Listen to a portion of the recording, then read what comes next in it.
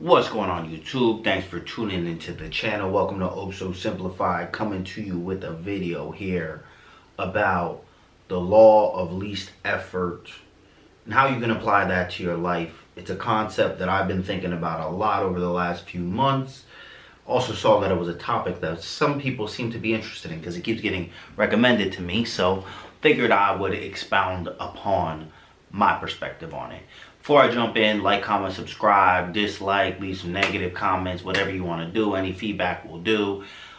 Do have some channels coming out in the next week or so stay tuned for that on whole different topics. But this one I'm just going to keep as pretty free form, since that's really how it started and that's how it will continue to be. So let's start with the law of least effort. So what is the law of least effort? To kind of give you my own type of definition to this, since there's really, like, I tried to look it up online, there's not like a super clear definition depending on who you speak to. They give different definitions, but the main idea, and I'm going to start with the summary, is that nature unfolds in an effortless way. This, if you watched my last video, I kind of touched on that a little bit, that like things like the tree doesn't struggle to grow. Or even if you think about yourself, I mean, as long as you were eating and, you know, you were nourished to some capacity, there was no struggle for you to grow. There's no thought process in terms of you getting taller, going through, you know, maturity and puberty and things of that sort. Like, none of that stuff needed to ever be taught to you. There was never any striving that you had to go through for that to happen. But as we go into society, because it's built out in terms of like abstractions, you start to feel a lot of strivings, like that you need to do this, you need to do that, you need to get this kind of job, you need to achieve this. And we have our different goals that we have in our minds and our different steps we have to get there. The deeper I've gone into more like a quote unquote esoteric type text, the more they talk about it from a standpoint of like that is a human conception, that there is like an A, B, C, D, E to get to, you know, point Z, that you have to go through the alphabet. Whereas in a lot of these esoteric pieces, they're like, there are basically fast tracks where you can go from A literally to Z or A to Y, depending on where you're getting to. And there's a faster, more effortless route to anything. So the law of least effort is really the idea that nature unfolds effortlessly, and in order for you to get to where you want to go, or the things that happen in your life, they're actually happening also with the least amount of effort. The same way that in human psychology, and this goes to a different concept, which I'm getting a little bit too deep for the summary, but as above, so below, like even with just if you look at the human individual or the dog or anything, we will go through the path of least resistance. If you can get something in an easy way, that's the way that you're tending to go. The same way with nature. You know, if the water is being obstructed by a rock, it will probably change course to go around. You know, you never really see anything taking the long path just for the sake of taking the long path. Water doesn't just go uphill. It just doesn't do it because it would take more effort for it to go uphill against gravity. So that's the idea of the law of least effort. Now, this one might be a little bit shorter because I'm going to jump really deep already into the summary, because I've already kind of given you the understanding of what the law of least effort is. And in terms of like the deeper dive, if you think about anything that's ever happened in your life, the best things that happen always feel like they've happened organically. The things that don't work out will always leave you feeling like awkward, or things that you feel like you forced. Now, this gets into things like timing. There's a concept that a lot of people say, divine timing. And in my view, timing is kind of everything. Obviously, I really like martial arts and fighting sports.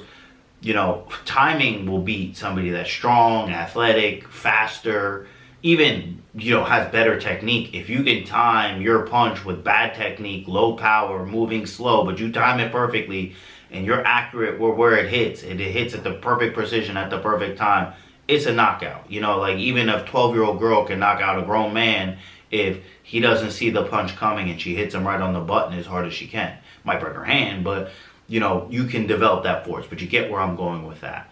So having, the correct timing is definitely important when it comes to the law of least effort. But more so than that is that anything you want to keep, you don't want to have to fight for. You want to have an effortless way for you to keep it within your life. So the more that you fight and strive for something, the more you would have to fight and strive to keep it there. And as I mentioned in my past video, a Buddhist concept that kind of I was raised with is like, the more you want something and you try to pull it towards you, the more it walks away. The more you don't like something and try to push it away, the more it will pull towards you. So it's the idea that the more effort you're putting into what you're trying to do, the more it will move away from you. I think that something that Alan Watts talks about a lot is that the game of the universe is essentially hide and seek. Why is that the first game you play with a baby? Because any animal understands that. Hide and seek and chase are literally like with my dog. I never had to teach him a thing. He understands me chasing him, and then when I run away, he chases me. It's not something that needed to be taught. He understands how to play with the squirrels like that, and maybe it's like kind of a deadly game where he might catch them, but they understand I run away when this thing chases me. When this thing is a little bit further away, I'll encroach more into the yard. It's that same idea, that same game of hide and seek, and also that same idea of the way that nature works. And looking at nature as kind of the rubric or the guideline to how you should live your life, since we all are coming from the same source energy, even though we're living in a abstraction filled society. With that being said, as you observe nature in context of the law of least effort, nature really never tries to do anything. So kind of going back into my last video about, the 3 steps to manifesting in terms of leaning in and doing things on a daily basis that push you towards your goal, it's really not wanting more. It's just trying to be what gets that result. And as you are that more, it will come to you effortlessly and naturally because you're on, the so-called frequency of what you're doing. And if it is just who you are, your ability to keep it and maintain it will be very easy because there is no effort. It's just who you are. So that's why a lot of the things that you want at the end of the day really come from more of an internal standpoint than the externals that you want. Because once you become the person that would have those externals, nature will just naturally reward you with that. And it goes to another piece that what I've seen, that anytime I make a strong decision, like a fervent decision, this is what I'm going to do, and I start acting towards it. And maybe you guys will have, a similar experience. I always see an immediate response, whether it's, I had some financial issues that I just got through that I wasn't sure what I was going to do. I was really, honestly, this whole experience over the last 1.5 to 2 years has been, for me, stepping into the unknown. There has been some areas of a lot of striving, some efforts, some areas of like effortlessness. But like I ran into a situation where, I was laid off. I'm kind of getting short on funds. I just fixed up all this stuff where I had basically my basement was like my storage area for all of, and I'm jumping into the deep dive now. Into the application of my life. The storage area is like covered in building materials. I decided when I was laid off, this is probably gonna be the only time that I have this much time off. Let me put some things together. I put things together, then all of a sudden somebody that was like a friend of mine for a long time, he needs a place to live within a few weeks. I've just cleared out that space. So now I have the ability to rent that out, and that can help me with my financial situation. Just recently, a lot of my credit cards, I was trying to figure out a way to kind of get those done. My credit score was very low because I was basically maxed out on most of my cards. Some magical reason, I was applying for other loans. I applied to one loan, and the credit score that they gave was almost 100 points higher than what I've been seeing from everybody else. Don't know if that's a bank error in my favor like the Monopoly card, but I got approved for it. Basically helped me finalize a lot of that, did my tax return. Some of my returns going to basically equal a whole nother card. So it's like a lot of my financial situations have just out of the freaking ether just been solved. And it wasn't like I like tried to do something. It wasn't like I like went somewhere. It's like the answer kind of came to me, but all I did was stay focused on the things that were within my control that I could do, and just staying true to that and continuing with that. And things started to work out on themselves, whereas in the past I probably would have focused so much, got so stressed out, which I'm not trying to make it seem like I'm superhuman. I was stressed out. Even to this day, still certain things are causing me stress, but I try to keep this in my mind, and that's part of the reason why I'm making this video, is that things should happen organically. And that doesn't mean you make no efforts and no actions. It just means that you don't try to force things. Like, there's nothing needs to be forced. Everything happens in its correct timing. And it leads me to, like, Deepak Chopra, I think, is one of the people that must have made this pretty popular, because he's the only person that I really found any content online about, like, how he breaks it down. And he breaks it down into three points. The first is acceptance, the next is responsibility, and the next is defenselessness. And I'm gonna kind of throw that into this. So this video might be a little bit all over the place compared to my other videos. But the acceptance piece is just, in any situation, all you have is the present moment. And you need to accept this moment, as with the law of least effort, everything is happening effortlessly. So you being in this moment, being in this time, is the correct time. It is the correct timing. And there is no need to push away the moment that you're experiencing. So number one, accept it. Number two is responsibility. So having the feeling that you are responsible for how you, one, react to this moment, and then also what you do from this point forward. And using the Courage to Be Disliked book, or maybe it was in the second, The Courage to Be Happy, one of the things he talks about is, like, in any issue or any problem you have, the number one question you have is, like, what am I going to do from this moment forward? What am I going to do moving forward now that I know what I know? So when you are in that acceptance of the situation, all you need to do is just decide on what you're going to do from now on. And then the last piece is defenselessness. Like, you don't need to prove to anybody what you think. That, I think it's going to work out this way. There's nobody to prove to. You don't have to worry about the judgments of others. And just a side note, I generally think most people don't know a thing. Most people are dumb, clueless, lost, not living a life you would aspire to. And 100% chance, if you wouldn't trade places with that person, then what is their advice? Because their advice is coming from the life that you wouldn't trade places with, but I digress. But not having this defenselessness, or having defenselessness, not being defensive. And I also think a big piece of it, and maybe that kind of all ties into all of it, being defensive against the situation itself. Like, I think a lot of people like to either be in denial or fight the circumstance that they're in instead of just sitting in it. Because at the end of the day, the only thing that's constant is that things are going to change. So if you're in a bad moment, this moment is going to pass. But while you're in it, you can feel how you feel and use it to motivate you in terms of your next decisions. You can feel how you feel and analyze, like, how did you get to this place? And then you can feel how you feel and trust that the more that I can be the person I want to be, the law of least effort is going to allow the things I need to come into my life are going to come into my life. But I do want to stress on the point of, like, before I wrap all this up, that, like, a lot of this is not saying to make no actions, because I think that's what a lot of people will hear when they hear least effort. It's not that you're not taking any action. It's not that you're not using any effort. It's just you're being efficient. You're not doing extra stuff. And as you guys know, I like fighting.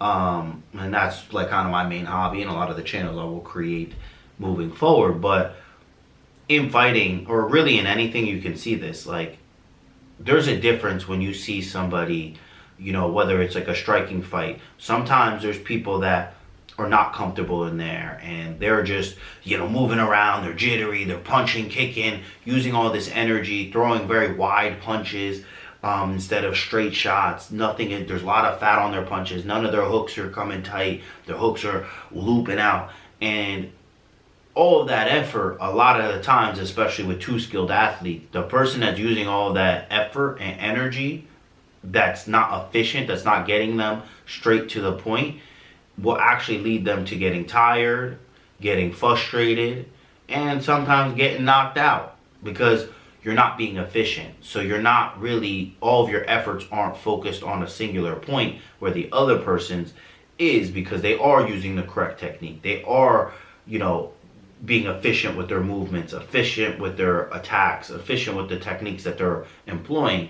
And in your life, it's the same type of metaphor. As long as you develop your style and are efficient with the way that you do your style, continuing on with the fighting metaphor, with your style and employ your game, and you're doing it efficiently, things will work out for you. Like, you're going to get better. You're going to be able to beat better opponents.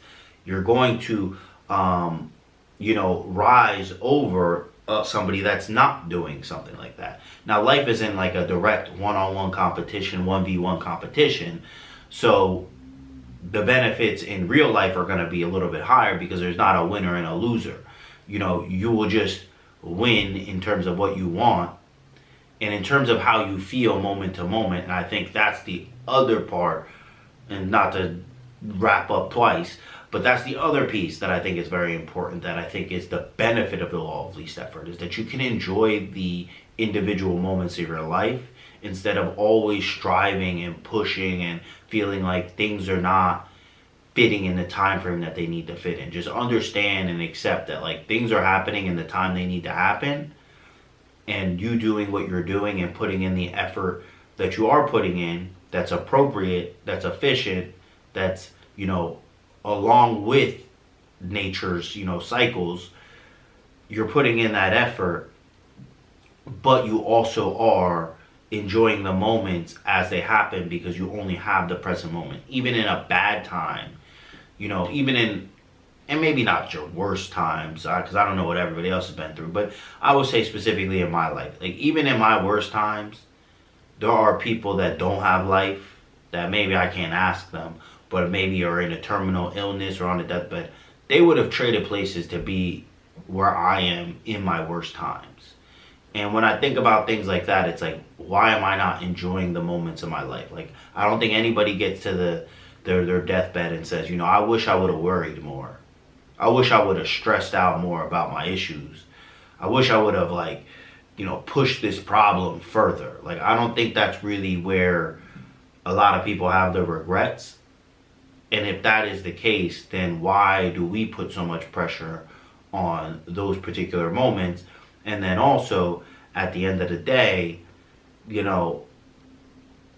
all of this, everything will pass. And that's one of the things that I always feel like when I think back to college, when I think back to certain, jobs I've had, I'm like, why was I so stressed out that where I am now, nothing I was stressing out about in the past has any,